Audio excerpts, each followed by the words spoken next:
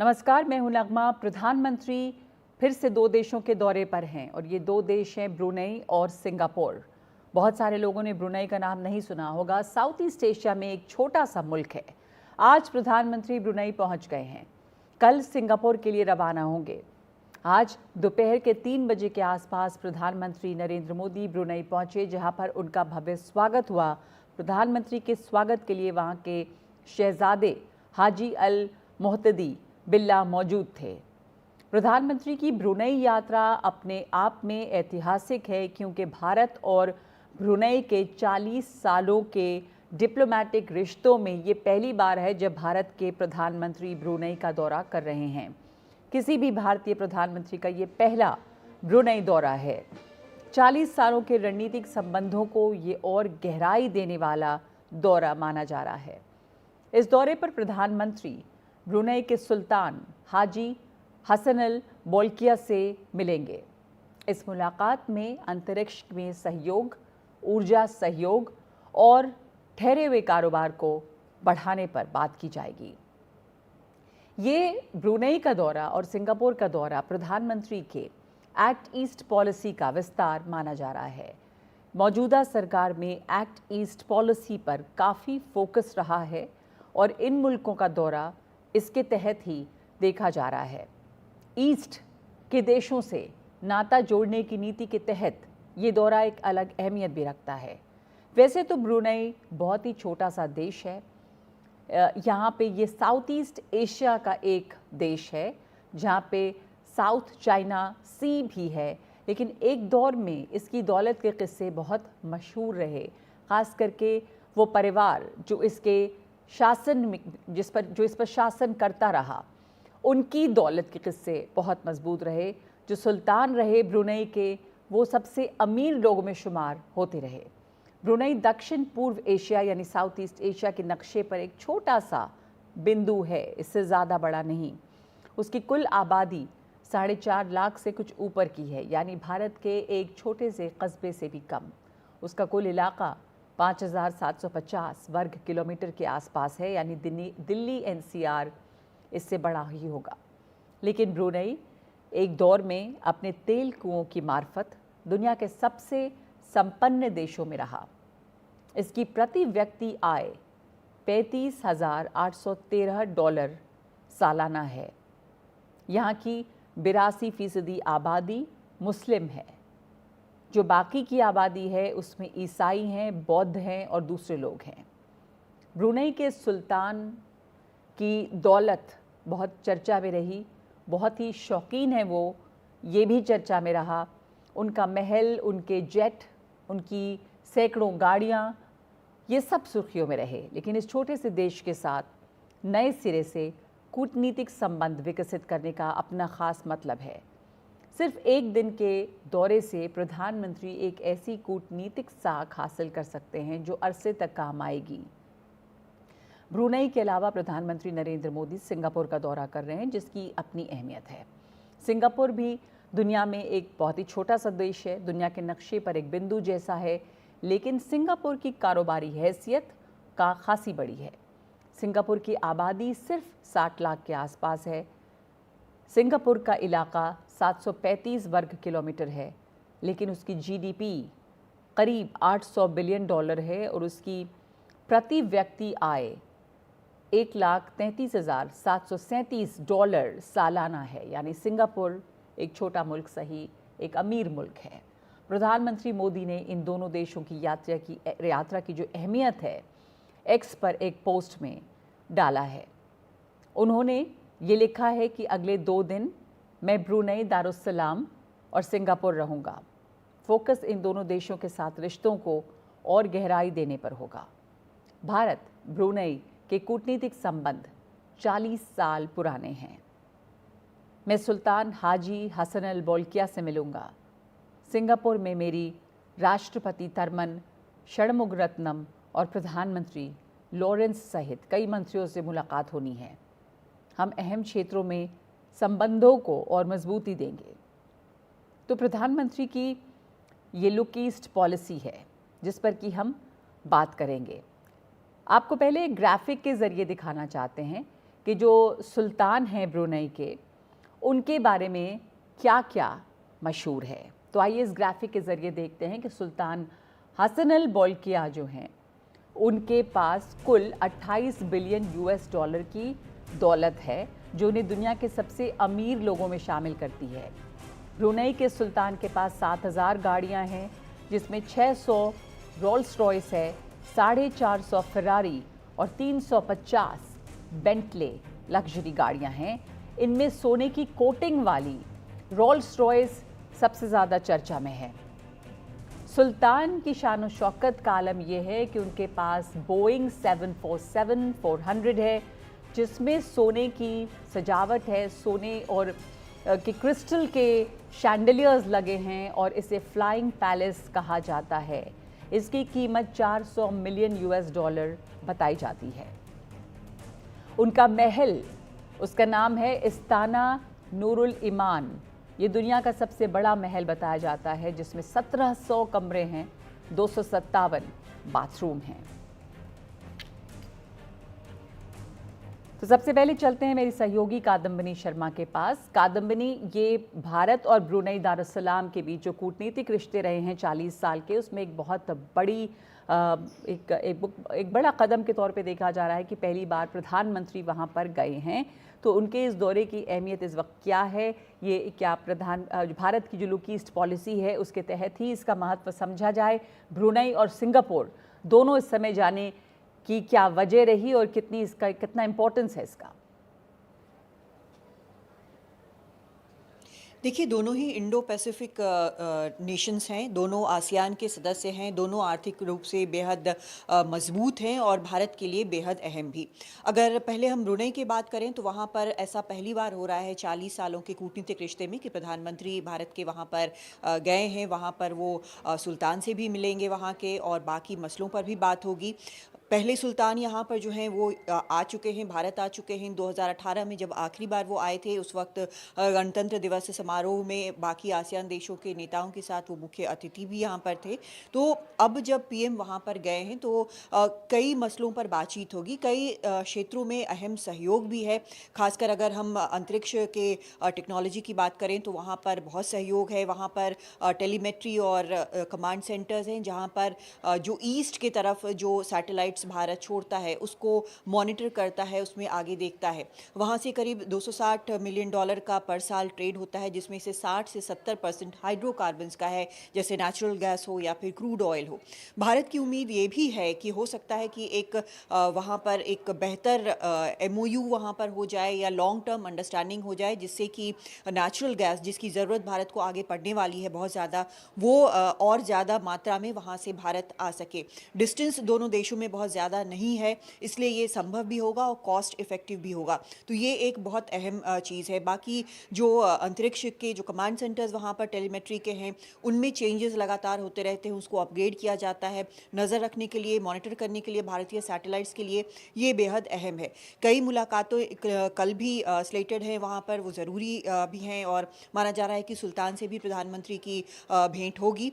आज वो मॉस्क भी गए थे, जो वहाँ पर 2 जो बड़े मस्जिद हैं उनमें से एक है, वो उनके जो अभी के मौजूदा सुल्तान हैं उनके पिता के नाम पर वो बना हुआ है। बहुत माना जाता है इस मस्जिद को। ये ब्रुनई का बेहद अहम दौरा है प्रधानमंत्री का। लेकिन अगर हम सिंगापुर की बात करें तो सिंगापुर से भी बहुत अच्छे रिश्ते हैं। 60 साल की कूटनीतिक रिश्ते की हम बात कर रहे हैं। वहाँ पर जो एक अहम फैक्टर होगा, निवेश बहुत ज़्यादा है। आसियान देशों में शायद सबसे ज़्यादा सिंगापुर का है, वर्ल्ड में सबसे छठे नंबर पर आता है। FDI बहुत ज़्यादा वहाँ का इन्वेस्टेड है भारत में। लेकिन सेमीकंडक्टर्स को लेकर अहम कुछ समझौतों की बात हो सकती है, जो भारत भी कोशिश कर रहा है और सिंगापुर इसमें भारत की मदद भी कर रहा है। तो इसमें बिजनेस लीडर्स से वहाँ पर प्रधानमंत्री की बैठक होगी, ये भी बेहद अहम है। जी, धन्यवाद आपका कादम्बिनी, ये विस्तार में जानकारी देने के लिए कि क्या रिश्ते रहे हैं भारत के ब्रुनई के साथ और सिंगापुर के साथ क्या रिश्ते हैं और इस समय इस दौरे की कितनी अहमियत है। तो प्रधानमंत्री ब्रुनई पहुंच चुके हैं। ये तस्वीरें आप देख रहे हैं जब प्रधानमंत्री ब्रुनई दारुस्सलाम पहुंचे, और उसके बाद उनका सिंगापुर का 2 दिन का दौरा है। तो ये जो दौरा है इसकी अपनी अहमियत है। हमारे साथ में स्ट्रेटेजिक अफेयर्स एक्सपर्ट ब्रह्मा चलानी मौजूद हैं। ब्रह्मा, ये दोनों जो मुल्क हैं वो इंडो पैसिफिक के मुल्क हैं, दोनों इंडो पैसिफिक के देश हैं, और इंडो पैसिफिक में जो भारत की अपनी नीति है, जो कूटनीति है, उस लिहाज से कितनी इम्पोर्टेंस है, कितनी अहमियत है ब्रूनेई की? अगर हम एक एक करके देखें ब्रूनेई और सिंगापुर, तो जो भारत की खास करके करंट गवर्नमेंट की, मोदी गवर्नमेंट के कार्यकाल में जो लुक ईस्ट पॉलिसी पे बहुत फोकस रहा है, उसके तहत कितनी इम्पोर्टेंस है ब्रूनेई के इस दौरे की? इस वक्त प्रधानमंत्री पहले यूक्रेन, पोलैंड, ये सब देशों से होके आए हैं, यूरोप का पर जो फोकस रहा है भारत का वो दिखा है, इंडिपेंडेंट पॉलिसी रही है। ये ब्रूनेई इस समय जाना, इसको आप कैसे देखते हैं? नागमा, साउथ एशिया में काफ़ी पॉलिटिकल इंस्टेबिलिटी और पॉलिटिकल टर्मोइल है भारत के आसपास।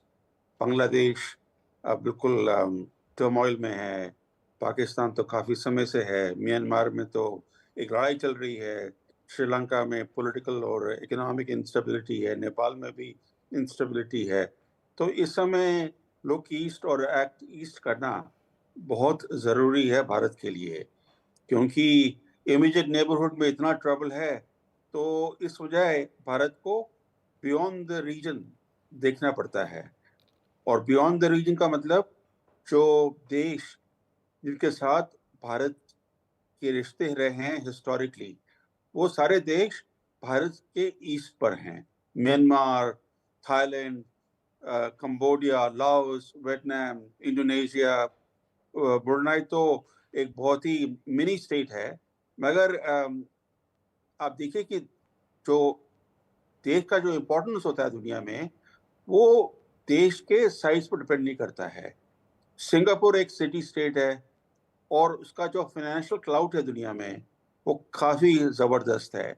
और बल्कि जैसे आपने भी कहा कि सिंगापुर एक बड़ा इम्पोर्टेंट इन्वेस्टर है भारत की इकोनॉमी में, क्योंकि एक तरह से सिंगापुर एक कॉन्ड्यूट है कि दूसरे जगह से पैसा सिंगापुर में आता है, फिर सिंगापुर से फिर भारत में आता है। स्पेशली जो ये फाइनेंशियल इक्विटी फ्लो है, वो सिंगापुर और मॉरिशस के थ्रू काफ़ी आता है पैसा इंडियन स्टॉक्स में। तो सिंगापुर एक छोटा सा सिटी स्टेट है, दिल्ली से भी काफ़ी छोटा स्टेट है, और उसका जो इम्पोर्टेंस है दुनिया में काफ़ी है। और ब्रुनेई एक छोटा स्टेट, मिनी स्टेट है, मगर काफ़ी, जैसे आपने बताया, एक वेल्थी स्टेट है। तो अगर आपको एक्ट ईस्ट पॉलिसी परस्यू करनी है, तो जितने भी देश हैं आपके ईस्ट पर, सभी के साथ आपके रिश्ते मजबूत होने चाहिए। तो ये अभी तक ऐसा क्यों था कि 40 सालों का कूटनीतिक रिश्ता है, लेकिन ब्रूनेई के साथ हमने इसको आगे नहीं बढ़ाया था और कोई प्रधानमंत्री अब तक वहाँ गए नहीं थे? ये पहली बार है जब प्रधानमंत्री गए हैं ब्रूनेई। तो ब्रूनेई का इस समय क्या महत्व हमारे लिए बढ़ गया है? ब्रूनेई की क्या सिग्निफिकेंस है हमारे लिए, भारत के लिए? यहाँ पे साउथ ईस्ट एशिया में हम जानते हैं कि यहाँ पे साउथ चाइना सी भी है, तो स्ट्रेटेजिकली कितना महत्वपूर्ण ब्रूनेई है हमारे लिए? साउथ चाइना सी में जो कुछ एक्सपेंशनिज्म हो रहा है चीन की तरफ से, जिस तरह से चीन फिलीपींस और वियतनाम और मलेशिया की और इंडोनेशिया के खिलाफ जो कार्रवाई कर रहा है, नेवल एक्टिविटीज कर रहा है, तो उससे ये ब्रुनेई भी एक क्लेमेंट स्टेट है साउथ चाइना सी में। तो इनके सारे राइट्स है ना, बाकी स्टेट्स के जो राइट्स है साउथ चाइना सी में, वो चीन हड़पने की कोशिश कर रहा है जी। तो उस एंगल से ब्रुनेई का इम्पोर्टेंस तो सिग्निफिकेंट है। मनमोहन सिंह गए थे ब्रुनेई 2013 में, पर वो गए थे एक दो मल्टीलैटरल समिट्स के लिए, एक इंडिया आसियान समिट के लिए और दूसरा ईस्ट एशिया समिट। दोनों समिट एक के बाद एक हुए थे ब्रुनेई में, पर ये पहला बायलैटरल विजिट हुआ है भारत के प्रधानमंत्री की तरफ से। तो इसका जो सिग्निफिकेंस है वो तो सेल्फ अपैरेंट है। तो क्या हमारे एक्सपेक्टेशंस हैं इस दौरे से? किस क्षेत्र में भारत और ब्रुनेई के साथ में और कोऑपरेशन सहयोग बढ़ सकता है? वो ये जो विजिट है, विजिट से तो कोई कॉन्क्रीट एग्रीमेंट्स नहीं निकलने वाले हैं, मगर ये होगा कि इस विजिट से जो रोड मैप है आगे वाले सालों का, वो बन जाएगा कि किस तरह के कॉपरेशन और कोलैबोरेशन शुरू होंगे ब्रुनाई और भारत के बीच। और ब्रुनाई एक छोटा सा देश है, तो उसकी जो रिक्वायरमेंट्स हैं, कुछ रिक्वायरमेंट्स तो इंडिया भी फुलफिल कर सकता है। जी। तो उस तरह का कॉपरेशन और कोलैबोरेशन दोनों के बीच शुरू करना इम्पोर्टेंट है। और उसके बाद प्रधानमंत्री का सिंगापुर दौरा हो रहा है ब्रुनाई के लिए। ब्रुनाई के दौरे पर वो एक दिन के लिए हैं, वहाँ पर सुल्तान से भी उनकी मुलाकात होगी और आगे वो प्रधानमंत्री सिंगापुर जाएंगे। सिंगापुर भी एक छोटा सा देश लेकिन बहुत ही वेल्दी देश है। उनकी जो पर कैपिटा इनकम है वही अगर आप देखें तो एक प्रॉस्परस देश है। सिंगापुर के साथ किस तरह का की उम्मीद हम रख सकते हैं कि किन क्षेत्रों में भारत कोऑपरेशन सहयोग देखेगा, कितनी इम्पोर्टेंस है सिंगापुर के साथ रिश्ते मजबूत करने में? सिंगापुर और भारत के रिश्ते काफ़ी मजबूत हैं काफ़ी समय से, और प्रोग्रेसिवली मजबूत होते जा रहे हैं। और मोदी के विज़िट के पहले बायलैटरल मिनिस्ट्रियल मीटिंग्स हुए थे। फॉरेन मिनिस्टर भारत के, फिनेंस मिनिस्टर भारत के, और 2-3 और मिनिस्टर लेवल लोग भारत से गए थे सिंगापुर, और उन्होंने कुछ कॉन्क्रीट रोड मैप पर एग्रीमेंट हुआ दोनों साइड्स के बीच में। अब उस जो रोड मैप पर जो एग्रीमेंट हुआ है उसको आगे ले जाने के लिए ये जो प्राइम मिनिस्ट्रियल मीटिंग होगी दोनों प्राइम मिनिस्टर्स के बीच, तो उससे ये रोड मैप पक्का हो जाएगा, एक तरह से सीमेंट हो जाएगा। जी, तो अब ये सिंगापुर के साथ हमारे पहले से ही अच्छे रिश्ते हैं, ब्रुनेई के साथ भी एक हमारा इम्पोर्टेंट जो सहयोग है वो बढ़ रहा है। इंडियन डायस्पोरा जो है वो सिंगापुर में तो काफ़ी है, ब्रुनेई में क्या है ब्रह्मा? भारतीय डायस्पोरा वहाँ पर कितना स्ट्रेंथ है उनका, भारत का कितना इंटरेस्ट है? 2 किस्म के इंडियंस हैं वहाँ पर। एक तो जो बिजनेस कम्युनिटी के हैं और कई सारे डॉक्टर भी हैं भारतीय, और दूसरी तरफ अनस्किल्ड या सेमी स्किल्ड भारतीय वहाँ पर हैं जो ऑयल एंड गैस सेक्टर में काम कर रहे हैं या दूसरे सेक्टर्स में काम कर रहे हैं। जी, ये इंटरेस्टिंग बात ये है कि ब्रुनेई तो एक इस्लामिक स्टेट है, मगर करीब 17 या 18% वहाँ के जो लोग हैं वो नॉन मुस्लिम्स हैं, और उनमें से करीब 6.3% लोग बुद्धिस्ट भी हैं। तो इस तरह की जो ये मल्टी रिलीजियस कॉम्पोजिशन है ब्रुनेई की, काफ़ी इंटरेस्टिंग है। इसका एक कारण ये है कि वहाँ पर जो अधिकतर लोग वहाँ पर मले रेस के हैं, 73%। मगर जो ये जो बाकी लोग हैं, कुछ तो चीन से आए हुए हैं, कुछ तो भारत से आए हुए हैं, कुछ बाकी साउथ ईस्ट एशियन कंट्री से आए हुए हैं। तो उस वजह करीब 17-18% जो लोग हैं वहाँ पर वो नॉन मुस्लिम्स हैं। जी जी, धन्यवाद। ये इंटरेस्टिंग है कि एक मल्टीकल्चरल सोसाइटी भी है वहाँ पर, हालांकि एक जो आबादी है ज़्यादातर वो मुस्लिम आबादी है, लेकिन वहाँ पे मलय जो भाषा है वो बोली जाती है और दूसरे धर्मों के लोग भी वहाँ मौजूद हैं। बहुत शुक्रिया आपका प्रोग्राम चलानी हमारे साथ जुड़ने के लिए। ब्रुनेई दारुस्सलाम एक मुल्क है, साउथ ईस्ट एशिया का एक छोटा सा देश है जिसके बारे में बहुत ज़्यादा जानकारी नहीं, लेकिन इस देश के बारे में जानकारी हमेशा से ये रही कि ये एक अमीर देश है। ख़ास करके जो सुल्तान ऑफ ब्रुनेई हैं, इनके परिवार की दौलत की हमेशा चर्चा रही, और सुल्तान ऑफ ब्रुनेई की जो अपनी दौलत है वो किसी भी एक व्यक्ति की जो दौलत है, पर्सनल वेल्थ जो है, उस मामले में वो दुनिया के सबसे अमीर लोगों में शामिल हैं, और उनके जो तमाम शौक़ हैं उसकी भी बहुत चर्चा रही है। तो प्रधानमंत्री एक दिन के ब्रुनेई दौरे पे हैं और उसके बाद 2 दिन के लिए वो सिंगापुर जा रहे हैं। इस वक्त एक ब्रेक ले रहे हैं हम। ब्रेक के बाद आपको दिखाएंगे फ्रांस में एक अजीब व गरीब मामला सामने आया है जहां पर लगभग 1 दशक तक एक महिला के साथ बलात्कार होता रहा। अब ये मामला सामने आया है और फ्रांस में से लेकर किस तरह का गुस्सा है, इस ब्रेक के बाद।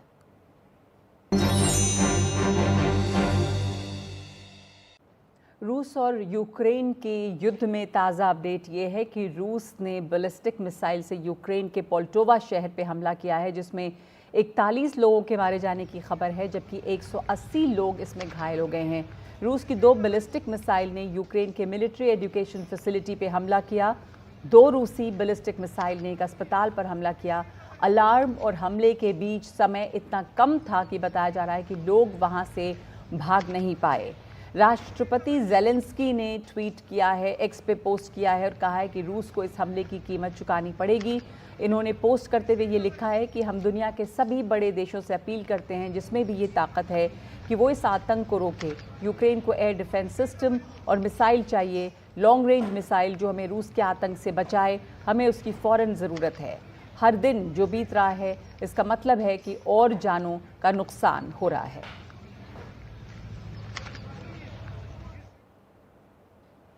और फ्रांस में एक अजीब व गरीब मामला सामने आया है और इस समय फ्रांस में ज़बरदस्त गुस्सा और विरोध प्रदर्शन महिलाओं का दिख रहा है। एक आपराधिक मामले ने पूरे फ्रांस को हिला दिया है। जिसेल पेलिकॉट नाम की फ्रांस की 72 साल की महिला, जिन्हें 10 सालों के अंतराल में 51 लोगों ने जिनके साथ बलात्कार किया और ये करवाया उसके पति ने, 71 साल के डोमिनिक पेलिकॉट ने, जिस पर आरोप है कि 10 बरसों तक उसने अपनी पत्नी की दवाइयों, खाने पीने में नींद की दवाइयाँ मिलाई और करीब 80 अनजान लोगों को बुलाकर उसके साथ बलात्कार करवाया, उसे रिकॉर्ड किया। ये मामला 2020 में खुला और अब खुली अदालत में इस पर मुकदमा चलेगा। ऐसा डिमांड, ऐसी मांग है जिसेल पेलिकॉट की। उन्हें अपनी राइट टू अनोनिमिटी को दरकिनार कर दिया है। इस पर ज़्यादा जानकारी दे रही हैं कादम्बिनी शर्मा। फ्रांस में एक ऐसा आपराधिक मामला सामने आया है जिसने वहां के उदारवादी समाज को भी हिलाकर रख दिया है और अब सबकी नजरें अदालत पर हैं कि इस मामले में आगे क्या होता है। ये मामला 2020 में खुला था और अब खुली अदालत में ये मामला चलेगा। मामला 71 साल के एक व्यक्ति डोमिनिक पेलिकॉट का है। इस शख्स के ऊपर आरोप है कि 10 साल तक अपनी पत्नी जिसेल पेलिकॉट, जो कि एक न सिर्फ 3 बच्चों की मां है बल्कि ग्रैंडमदर हैं, उनके साथ 10 साल तक उसने ये अपराध किया।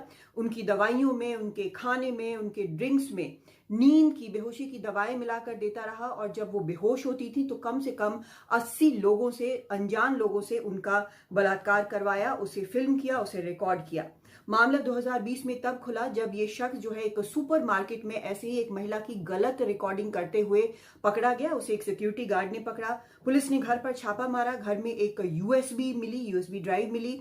उसमें एक फाइल थी जिसका नाम था अब्यूजेस। उसमें करीब 20,000 तस्वीरें और वीडियो थे और ये सभी उनकी पत्नी जिसेल पेलिकॉट के थे, जहां पर वो साफ नजर आ रहा था कि बेहोश हैं और कम से कम 100 यौन हमले जो उनके ऊपर हुए थे इन तस्वीरों में, इन वीडियोस में रिकॉर्ड किए गए थे। इन सब में जिसेल जो है वो बेहोश नजर आ रही हैं। इस शख्स के अलावा 50 और लोगों के खिलाफ भी मुकदमा चलेगा और इन सब के ऊपर भी रेप का आरोप है। इनमें स्थानीय पार्षद, कई पुरुष नर्स, एक पत्रकार, पूर्व पुलिस अधिकारी, जेल का गार्ड, सैनिक, फायर फाइटर, सिविल सर्वेंट, इस तरह के लोग शामिल हैं। हालांकि 30 और लोगों के बारे में पता नहीं चल पाया है, वो आइडेंटिफाई नहीं हो पाए हैं। 2011 से ये शख्स जो है अपनी पत्नी के साथ ये सब कर रहा था और बाद में 2020 में 2 नवंबर को ये मामला खुला। ये सब कुछ जब हो रहा था तो जिसेल को इसकी कोई जानकारी नहीं थी। उन्हें लग रहा था कि शायद उनको कोई बीमारी हो गई है जिसे डॉक्टर पकड़ नहीं पा रहे हैं। डॉक्टर्स के पास वो इस शख्स के साथ अपने पति के साथ जाती थी, लेकिन उनको समझ में नहीं आ रहा था कि क्या हुआ है। कई बार उनको ये भी लगा कि शायद उनको एल्जाइमर डिजीज हो गया है, भूल रही हैं वो। लेकिन छापे के बाद, पुलिस के छापे के बाद सब कुछ सामने आ गया। उसके बाद ये मामला शुरू हुआ। जिसेल के तीनों जो बच्चे हैं वो उनके साथ हैं और ये एक बड़ी चीज मानी जा रही है कि उन्होंने ये फैसला किया है कि ये मामला जो है वो खुली अदालत में चले। पहले ये कहा जा रहा था कि ये एक इन कैमरा प्रोसीडिंग होगी जिसमें पब्लिक अलाउड नहीं होगी, लेकिन अब ये उनके आग्रह पर जजेस ने भी ये मान लिया है कि ये खुली अदालत में हो। जिसेल जो अपने वकीलों के जरिए बात कर रही है, उनका ये कहना है कि जो लोग भी इसमें शामिल थे, इस जघन्य अपराध में शामिल थे, वो सामने आने चाहिए, वो बेनकाब होने चाहिए। और ये पूरा मामला इतना जघन्य है, इतना भयावह है कि वहां पर लोग ये नहीं समझ पा रहे कि छोटी सी जगह, एक छोटा सा शहर जिसकी पूरी आबादी महज 6000 की है, वहां पर इतना जघन्य अपराध होता है, इतना दिल दहलाने वाला अपराध होता है और इस मामले में विरोध के लिए कोर्ट के सामने भी महिलाएं जो हैं वो काले कपड़ों में प्रदर्शन कर रही हैं। लेकिन ये एक बहुत बड़ा मामला है, आगे कैसे कोर्ट में चलता है इस पर भी पूरे फ्रांस की नजर है। दिल्ली से कादम्बिनी शर्मा, एनडीटीवी इंडिया।